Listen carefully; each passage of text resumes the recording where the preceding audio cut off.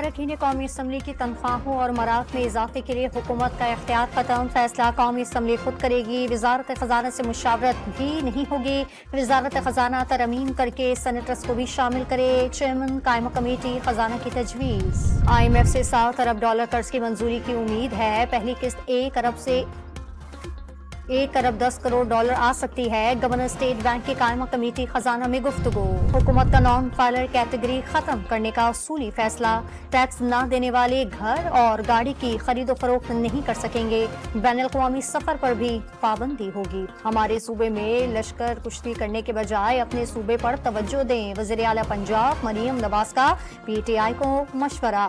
पंजाब की सरहद में आकर कानून तोड़ना मुंह तोड़ जवाब मिलेगा, तकरीब से खिताब। और साफ अंडर 17 फुटबॉल चैंपियनशिप में पाकिस्तान ने श्रीलंका को 5-1 से शिकस्त दे दी।